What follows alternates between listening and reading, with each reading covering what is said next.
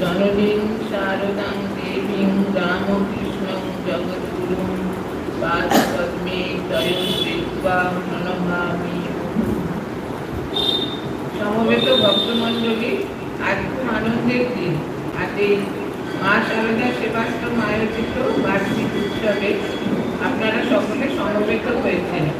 এখন আমাদের মাতৃ অনুদ্যানে পূর্ণ অবসর। তো মাতৃ অনুদ্যান আমরা কেন করব? করে আমরা নিজেরাই ধন্য হব। কারণ মা আমাদের অন্তরে বাহিরে সর্বত্র তিনি পরিব্যাপ্ত হয়ে আছেন। একটা গানে আছে যে মা ছাড়া কেউ নেই জগতে, ভবসাগর পার করিতে। হ্যাঁ, মানে মা ছাড়া কিন্তু কেউই নেই। মা শক্তিতেই কিন্তু এই জগৎ বিশ্ব ব্রহ্মাণ্ড চলছে। সুতরাং মাকে আমাদের স্মরণ মনন করতেই হবে, সে আমরা যে অবস্থাতেই থাকি না কেন। তো আজকে যে অনুষ্ঠান এই মা শারদা সেবাশ্রমের, তাতে আমাকে বলতে বলা হচ্ছে গণ্ডি ভাঙা মা। গণ্ডি ভাঙা মা, মাকে মায়েরই একজন সন্তান স্বামী বিশুদ্ধানন্দজি, তিনি মাকে বলেছিলেন গণ্ডি ভাঙা মা।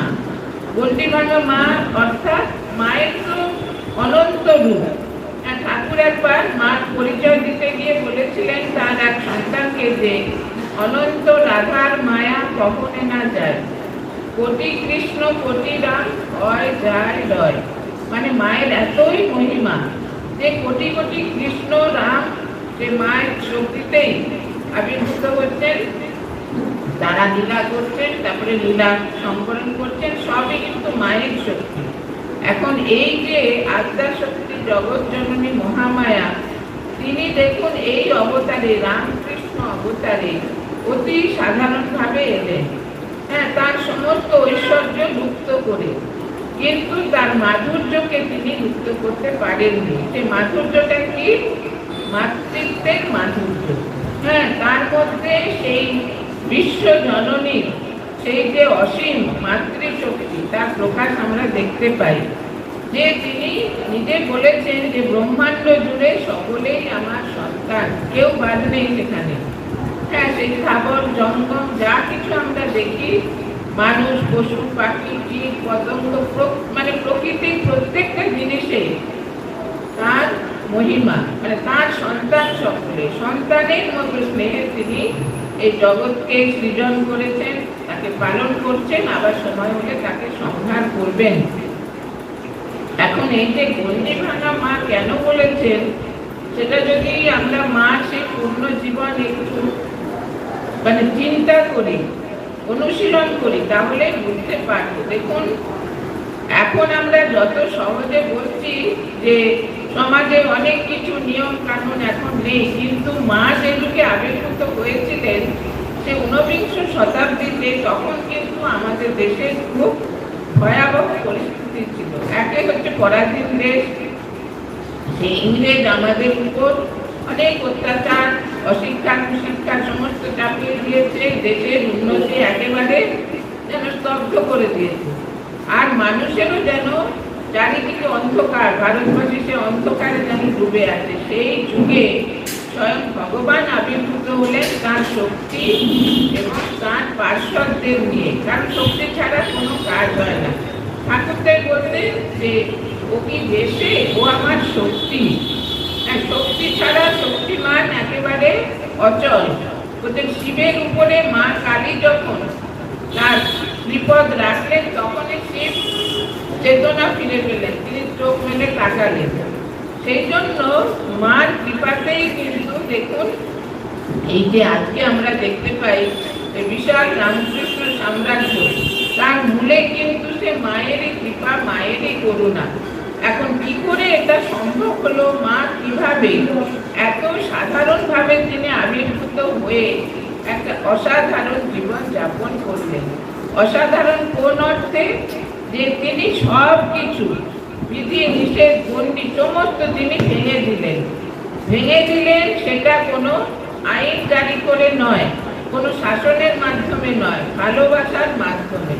হ্যাঁ, তিনি সবাইকে বলতেন যে তোমরা সবাই আমার সন্তান আর আমি সকলের মা। সেই জন্য মা যে সেই স্নেহ সেটা সবাই উপলব্ধি করে মার কাছে অতি সহজে অতি আনন্দে তারা আসতেন। মার উপদেশ তাদের যে সমস্ত কিছু মানে সমস্যা সেগুলো মার কাছে নিবেদন করলে মা তার সমাধান করতেন। আর সেই যুগে যে জাতপাতের একটা বিশাল গণ্ডি ছিল, মা সেটাকে একেবারে লুপ্ত করে দিয়েছিলেন। ঠাকুর বলতেন ভক্তের কোনো জাত নেই।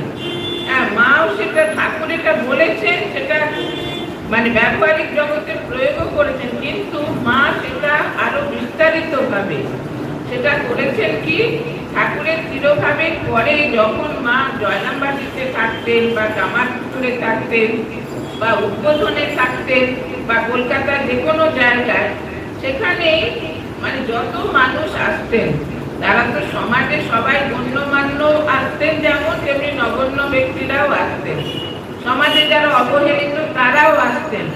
মা কিন্তু সবাইকেই গ্রহণ করতেন। আর সব থেকে বড় কথা কি, মা বলতেন মায়ের কাছে ছেলে ছেলে, মানে তার আর কোনো অন্য পরিচয় নেই। সে মায়ের সন্তান, এটাই তার একমাত্র পরিচয়। সে যে কোনো জাতের হোক, সে ধনী হোক, নির্ধন হোক, শিক্ষিত হোক, অশিক্ষিত হোক, সমাজে তার উচ্চপদ থাকুক কি না থাকুক, সে কিন্তু মার কাছে যখন আসছে তখন মা তাদের দুহাত বাড়িয়ে গ্রহণ করতেন। হ্যাঁ, এই প্রসঙ্গে মার একজন জীবনীকার বলছেন যে মার কাছে যারা আসতেন তারা সবাই সাধারণ মানুষ, সাধারণ দোষ গুণ পাপ পুণ্যের অধীন, তারা কেউ ঈশ্বর কোটি নয় বা কোনো মানে দিব্য গুণে বিভূষিত নয়, অতি সাধারণ মানুষ। কিন্তু তারা যখন মার কাছে এসেছে, মা দুহাত বাড়িয়ে তাদের গ্রহণ করেছে। আর কারোর মধ্যে এতটুকু যদি ভালো কিছু দেখেছেন, মা তাতে অত্যন্ত আনন্দিত হয়েছে।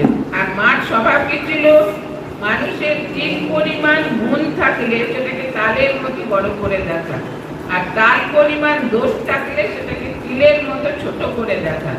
ঠিক সাধারণ মানুষের বিপরীত।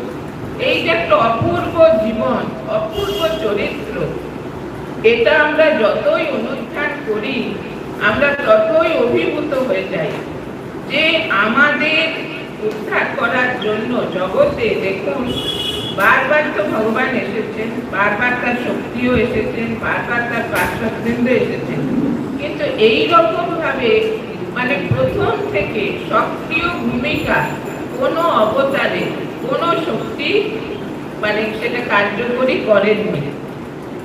রাম অবতারে, কৃষ্ণ অবতারে, চৈতন্য অবতারে, বুদ্ধ অবতারে তারা সবাই অন্তরালে থেকেছেন, আর যদিও কিছু সাহায্য করেছেন সেটা খুবই অল্প। কিন্তু মার জীবনে দেখুন প্রথম থেকে মা ঠাকুরের যে লীলা যেটা হচ্ছে সেটা যাতে ঠিকভাবে অনুষ্ঠিত হয়, আর ঠাকুরের যে আবির্ভাব যে সকলের কল্যাণ, সারা পৃথিবীর কল্যাণ, সেটা শুধু ভারতবর্ষ নয়, বাংলাদেশ নয় বা অন্য কোনো ভূখণ্ড নয়, সারা পৃথিবী, সেটা মা প্রথম থেকে অনুধাবন করেছিলেন। তাই দেখুন আমরা দেখতে পাই ঠাকুর বলছেন কি, ও মানে জ্ঞানও দেয়নি, সারদা সরস্বতী জ্ঞান দিতে এসেছে। জ্ঞানটা কি, মানে আমরা যে এই জগতে আছি, আমাদের জীবনের উদ্দেশ্যটা কি, আমরা যেখানেই থাকি না কেন, সংসারে থাকি কি সংসারের বাইরে কি পাহাড়ে পর্বতে মনে জঙ্গলে, আমাদের লক্ষ্য কিন্তু সেই এক।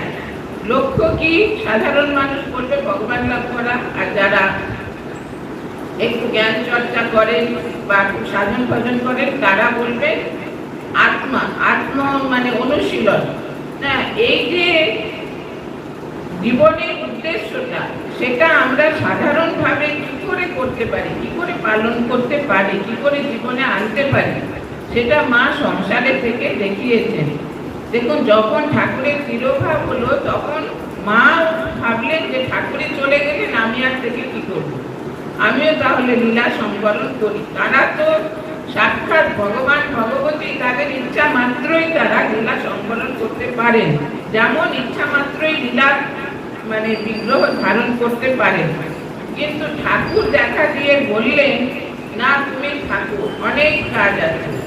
সে অনেক কাজটা কি আমরা দেখি ঠাকুরের তিরোভাবের পরে মা দীর্ঘ 34 বছর ধরে যে অনেক কাজটা করেছেন। অনেক কাজ কি মানে সমাজে যত কিছু কুসংস্কার, মানুষের মনে যত কিছু মানে অন্যরকম ভাবনা, মানে বিজাতীয় ভাবনা, সেগুলোকে দূর করার জন্য মা স্বয়ং সে আদ্যা শক্তি জগৎ জননী হয়ে তিনি সংসারেই থাকলেন। দেখুন, তিনিও যে সংসারে ছিলেন সেই সংসার আপনারা তো জানেন যে অতি জটিল কুটির সংসার, সেটা আপনারা কল্পনা করতে পারবেন না এই যুগে। কিন্তু সেই যুগে মা কিভাবে সেটা সেই সংসারের থেকে সংসারের ঊর্ধ্বে মনটিকে রেখেছিলেন। সংসারের ঊর্ধ্বে কেন রেখেছিলেন? যে মানুষকে শেখাবার জন্য যে দেখো সংসারটা কোনো প্রতিবন্ধক নয়, প্রতিবন্ধক হচ্ছে তোমার মন। তোমার মনেই তোমার যদি বিষয় বাসনা থাকে বা তোমার মনে যদি কোনো প্রত্যাশা থাকে, তাহলে তুমি এই আধ্যাত্মিক রাজ্যে তুমি অগ্রসর হতে পারবে না। সেই জন্য তোমার মনটিকে আগে শুদ্ধ করতে হবে। সেটা কি করে করবে মানুষ? ভগবানকে স্মরণ করে, ইষ্টকে চিন্তা করে। মা বলছেন সর্বদা ইষ্ট চিন্তা থাকলে অনিষ্ট আসবে কোথা দিয়ে? অনিষ্ট তো আমরাই ক্রিয়েট করি মনে মনে। এ কি বললো, সে কি বললো, হ্যাঁ এর সঙ্গে আমার ব্যবহার, তার সঙ্গে আমার ব্যবহার, তারতম্য। হ্যাঁ, আমাদের কিরকম তারতম্য দেখুন। আমাদের এই যে ধনী নির্ধন, শিক্ষিত অশিক্ষিত, এদের সঙ্গে ব্যবহারে আমাদের তারতম্য প্রকাশ পায়। কিন্তু মার ব্যবহারে কোনো দিন তারতম্য প্রকাশ পেত না। তিনি সমস্ত পন্থী ভেঙে দিয়েছেন। এই সমাজে থাকতে গেলে কিছু বিধিনিষেধ আছে, সব সমাজেই আছে, সেগুলো মানুষ পালন করে কেন?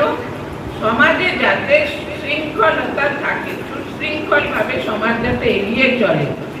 কিন্তু মা দেখালেন যে প্রত্যেকের মধ্যে ভগবান আছে, প্রত্যেকেই সেই ঈশ্বরের সন্তান। কাজেই প্রত্যেককে আমরা যদি সাহায্য করি, সহযোগিতা করি, তাহলে আমরা যে ভগবানকে যেন সেবা করছি। এটা যখন মা জয়রামবাটিতে থাকতেন তখন তো ভীষণ জাতপাতের প্রবল প্রতাপ।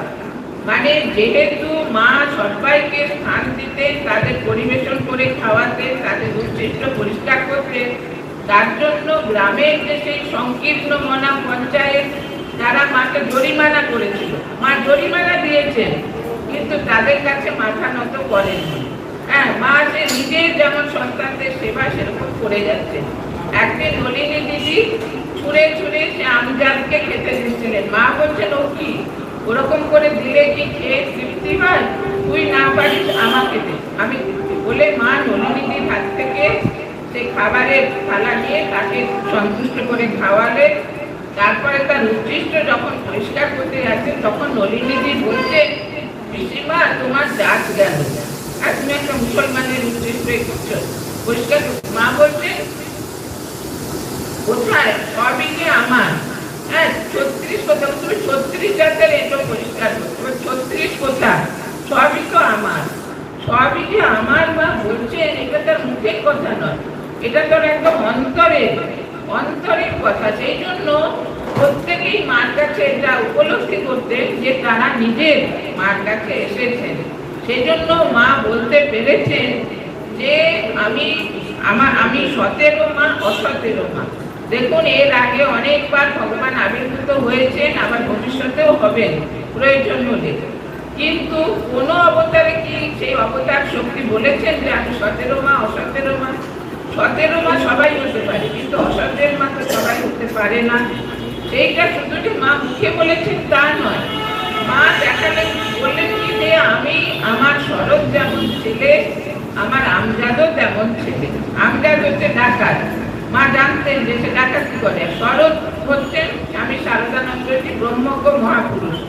তাহলে কার সঙ্গে কার তুলনা? কিন্তু মার দৃষ্টিতে সব সমান। কারণ কি, আমরা দেখি বাইরের, বাইরে ভালো, সে খারাপ, সে চোর ডাকাত, সে ব্রহ্মজ্ঞ, কিন্তু মা দেখছে কি তার অন্তরে সে ভগবানই বসে আছে।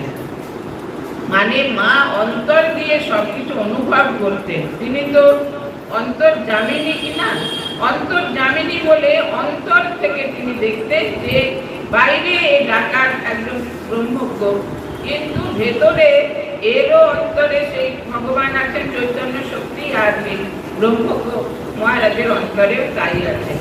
এই যে একটা অন্তর্দৃষ্টি, এটা মার সবসময় জাগ্রত ছিল। ঠাকুর মাকে বলেছিলেন যে তুমি অদ্বৈত জ্ঞান আঁচলে বেঁধে সংসারে থাকবে।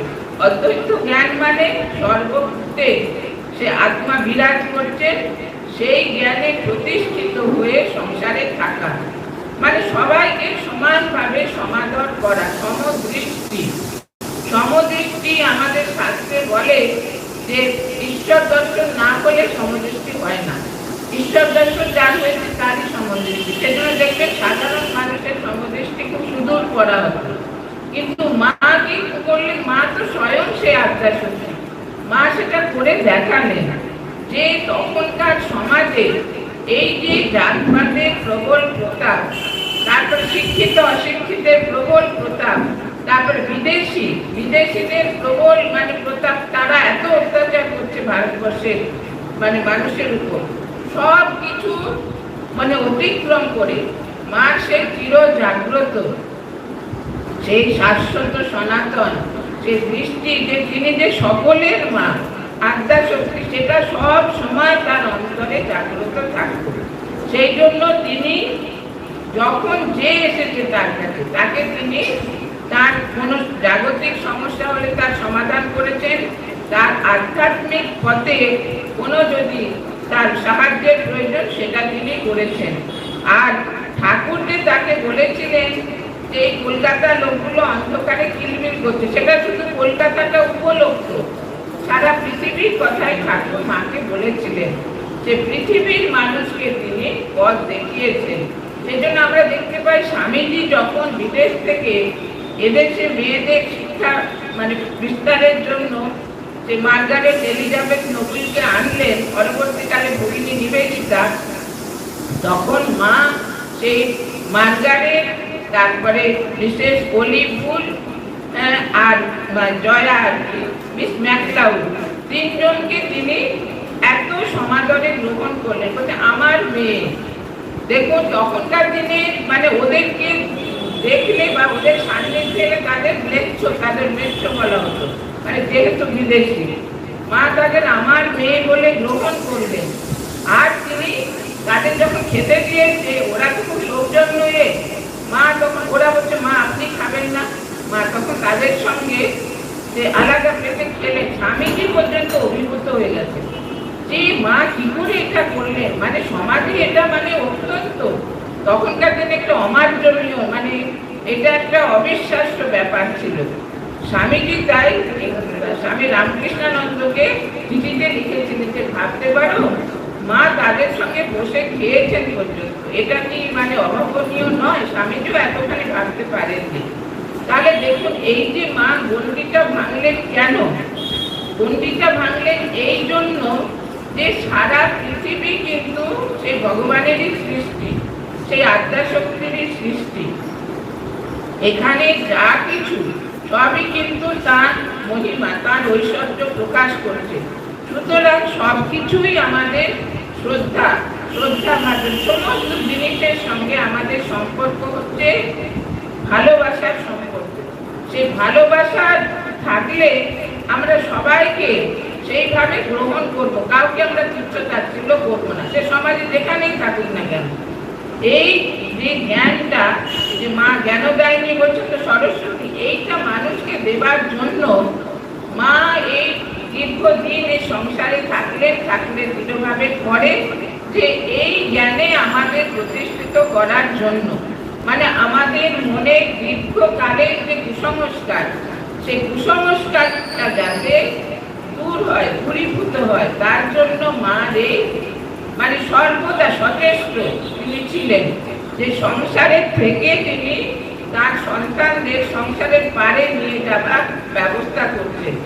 সংসারের থেকে আমরা কি করে সংসারকে অতিক্রম করব? যদি আমরা ভাবি যে যা কিছু দেখছি সব তাঁরই ঐশ্বর্য, তাঁরই মহিমা, এই জগতে তিনি ছাড়া আর কিছু নেই। আমাদের শাস্ত্রে বলছে যে সর্বম পরিণীতম ব্রহ্ম, জীব ব্রহ্মৈব না পরে, জীব ব্রহ্ম ছাড়া কিছু নয়। যা কিছু আমরা দেখছি সবই ব্রহ্ম। আমাদের শাস্ত্রে মহাসাম্যবাদ, আমাদের ব্যবহারিক জগতে মহাবৈষম্য। এ ব্রাহ্মণ, সে ক্ষত্রিয়, সে শূদ্র, একে চুলে যার যাবে তাকে চুলে কেন? তার মধ্যে তো ভগবান আছেন। সেই যে আমাদের শাস্ত্রের যে বিশাল একটা উদার ভাব, মহান ভাব, সেটা বাস্তবায়িত করলেন আমাদের মা। স্বামীজিও সেটা বলেছেন তার অনেক লেকচারে, ঠাকুরও তার ব্যবহারিক জীবনে এটা অনেক তার প্রকাশ আমরা দেখি। তিনি সেই রসিক ম্যাথর থেকে আরম্ভ করে বৃন্দেজি, ভগবতী দাসী প্রত্যেকে কৃপা করেছেন, আরো অসংখ্য মানুষকে। কিন্তু মা সেটা দেখালেন পরবর্তীকালে যে ঠাকুরের সেই উদার ভাব, মহান ভাব কি করে সকলের মধ্যে সম্প্রসারিত হতে পারে। সম্প্রসারিত হলে মানব সমাজের অশেষ কল্যাণ সাধিত হবে। তখন প্রত্যেকে প্রত্যেকের জন্য সংবেদনশীল হবে, প্রত্যেকের প্রতি সহানুভূতি সম্পন্ন হবে। আর তারই ফলে আমরা দেখুন এই যে স্বামীজি যে পরবর্তীকালে শিবজ্ঞানের জীব সেবা এটা প্রচলন করলেন, এই যে অন্নদান, বস্ত্রদান, বিদ্যাদান, প্রাণদান, সেটা এত সহজ ছিল না সেই যুগে এটা প্রচার করা। মা ছিলেন বলে এটা সহজ হলো। মা কিন্তু প্রথম থেকে এটা অনুমোদন করেছেন। কিন্তু ঠাকুরের অন্য পার্ষদরা, এমনকি মাস্টারমশাই পর্যন্ত বলছেন যে নরেন এসব কি করছে, বিদেশ থেকে এসে বিদেশি ভাবে সব স্কুল, কলেজ, হাসপাতাল এসব কি সন্ন্যাসিক কাজ? রাস্তা থেকে লুকিয়ে এনে সেবা করা, এসব কি? ঠাকুরকে তো এরকম দেখিনি। কিন্তু মাকে যখন এগুলো বলা হলো বা মা যখন এটা দেখলেন, বিশেষ করে কাশী সেবাশ্রমে গিয়ে মা খুব খুশি হলেন। মা বলে দেখলুম এখানে ঠাকুর সাক্ষাৎ বিরাজ করছেন, মা লক্ষ্মী বিরাজ করছেন, যা কাজ হচ্ছে সব ঠাকুরের কাজ। আর মা যখন অনুমোদন করলে তখন আর কারোর মনে কোনো দ্বিধা দ্বন্দ্ব থাকলো না। সুতরাং দেখুন স্বামীজির যে বিশাল পরিকল্পনা, বিশাল যে মানুষের কল্যাণের জন্য, জগতের কল্যাণের জন্য যে ভাবনা, সেটাকে বাস্তবায়িত করা খুব কঠিন ছিল। মা যদি সেটাকে সমর্থন না করতেন, তো সব কিছু গণ্ডি ভেঙে দিয়ে মা সেই স্বামীজির উদার যে দৃষ্টি, সেটাকে সম্মান জানিয়ে সেটাকে বাস্তবায়িত করতে সেটা সাহায্য করলেন। আবার কাশীতে অনেকের সামর্থ্য থাকা সত্ত্বেও তারা ওই সাহায্যে বিনা পয়সার ওষুধ টষুধ নিতে আসছে। তো মাকে বলছে, মা যাদের ক্ষমতা আছে তাদেরকে আমরা দেবো ওষুধ? মা বলছেন অবশ্যই দেবে, যে প্রার্থী হয়ে আসবে তাকেই তোমরা দেবে। দেখুন মার কি উদার দৃষ্টিভঙ্গি। মা দেখলেন যে সর্বভূতে ঠাকুর বিরাজ করছেন। মা বলছেন আমি দেখছি একদিন নৈবেদ্য থেকে পিঁপড়েটাকে পর্যন্ত তাড়াতে পারছি না। দেখছে পিঁপড়ে তো নয়, সে ঠাকুর। ঠাকুর এসে হাত পার জন্য ঠাকুর যেন এসে খাচ্ছেন, সে পিঁপড়েকে মা তাড়াতে। পিঁপড়ের মধ্যেও তিনি ঠাকুরের অস্তিত্ব অনুভব করতেন। তাহলে মানুষের মধ্যে তাকে চিন্তা করে দেখুন। সুতরাং মার কাছে সর্বদা অবারিত দ্বার, সকলে, যে দিন নেই, রাত নেই, সকাল নেই, দুপুর নেই, যে আসছে মা তাকে কৃপা করছেন, তার সমস্যার সমাধান করছেন। সুতরাং এই যে একটা অপূর্ব মাতৃমূর্তি আমরা পেলাম ঠাকুরের কৃপায়, মায়ের কৃপায়। এটা সিস্টার নিবেদিতা বলেছেন যে ভগবান শ্রী রামকৃষ্ণ দেবের জগতের প্রত্যেকের উপর যে ভালোবাসা ছিল, সেই ভালোবাসা তিনি একটা পাত্রে ভরে যেন জগৎকে উপহার দিয়েছেন। আমাদের মা সেই পাত্র, ভগবান শ্রী রামকৃষ্ণ দেবের বিশ্বপ্রেম ধারণের পাত্র। তাহলে ভাবুন যে মা কে। মাকে আমরা এরকম, মাকে বলে বোঝানো যায় না, মাকে বর্ণনা করা যায় না। মা অবাক মনে সুগোচর, বাক্য মনের অতীত। ভগবানের ভালোবাসা, সেইটাকে মা অন্তরে ধারণ করে সেটা জগৎকে বিতরণ করেছেন। সুতরাং মার মহিমা অপার। তাই বলেছেন কবি যে মা তুমি যে কেউ জানে না, তোমায় নানা লোকে বলছে নানা। হ্যাঁ, কেউ বলছে তুমি দুর্গা, কেউ বলছে কালী, কেউ জগদ্ধাত্রী, কেউ সরস্বতী, কেউ লক্ষ্মী, কিন্তু তোমার যে আসল স্বরূপটা কি সেটা কেউ জানে না। সুতরাং সে আত্মা শক্তি জগৎ জননী, সকলেরই তিনি জননী। হ্যাঁ, তিনি এই জগৎ ব্রহ্মাণ্ড সৃষ্টি করেছেন, পালন করছেন, আবার প্রয়োজন হলে সংহারও করবেন। সুতরাং মায়ের যে সেই দিব্য প্রভাব, মায়ের যে সে ঐশী শক্তি, সেটা আমাদের সকলের উপরেই ক্রিয়াশীল। তো আজকের এই শুভ দিনে মায়ের শ্রীচরণে আমরা প্রার্থনা করি যে মা, তুমি আমাদের সকলকে শুভ বুদ্ধি দাও, আমাদের অন্তরে তুমি যত কিছু কলুষ কালিমা সব দূর করে দাও, যাতে তোমার যে দিব্য মহিমা সেটা যেন আমরা মনে প্রাণে উপলব্ধি করতে পারি, আর তোমার চরণে আমরা যেন শরণাগত হতে পারি। তুমি আমাদের দেহে শক্তি দাও, মনে ভক্তি দাও। দেহে শক্তি দিলে তোমার কাজ করতে পারবো, মনে ভক্তি দিলে তোমাকে ডাকতে পারবো। আর তোমার যে সেই অপূর্ব ভালোবাসা, যে ভালোবাসায় তুমি জগৎকে ভরিয়ে দিয়েছিলে, এখনো তোমার মানে লীলা সংবরণের পরেও তোমার সেই ভালোবাসা প্রত্যেকের মধ্যে কাজ করে চলেছে। তাই তোমার ভাবে ভাবিত হয়ে মানুষ যথাসাধ্য চেষ্টা করছে। দেখুন, এই যে ছোটখাটো সংঘের মাধ্যমে যাতে করে মানুষের বা জগতের একটু কল্যাণ হয়, তার জন্য প্রত্যেকেই চেষ্টা করছে। এই যে একটা উদার ভাব, মহান ভাব, এই ভাব যেন সকলের প্রতি, সকলের অন্তরে যেন আরো জাগ্রত হয়ে পৃথিবীর কল্যাণ সাধন করে। হ্যাঁ, আজকে সেই জগৎ জননী শ্রী শ্রী মা, যিনি আমাদের সকলের অতি প্রিয়, আমাদের প্রাণ প্রিয়, তিনি আমাদের অন্তরে তিনি রয়েছেন, আমাদের কল্যাণ করবেন বলে চির জাগ্রত, তিনি চির জাগ্রতা সেই কল্যাণী জননী। তার শ্রীপাদ পদ্মে আমাদের শতকোটি প্রণাম। হ্যাঁ, তার চরণে আমরা প্রার্থনা করি যে তার আশীর্বাদের দ্বারা তিনি আমাদের সকলের অন্তরের যত কিছু অশুভ ভাব সেগুলো দূর করে শুভ বোধ, শুভ বুদ্ধি জাগ্রত করুন। আর আমরা যেন মনে প্রাণে তার সন্তান বলে নিজেদের পরিচয় দিতে পারি। মার চরণে প্রণত হয়ে আমরা যেন আমাদের জন্মান্তরে যত কিছু প্রারব্ধ, যত কিছু অশুভ ভাব সব যেন দূর করতে পারি। মার আর একজন সন্তান মাকে বলেছেন জন্মান্তরের মা। শুধু এক জন্ম নয়, জন্মান্তরে। এই যে গণ্ডি ভাঙা মা, জন্মান্তরের মা, চিরকালের মা, সেই মা আমাদের সকলের পরম আশ্রয়। মা বলছেন সর্বদা ভাববে আর কেউ না থাক, তোমার একজন মা আছে।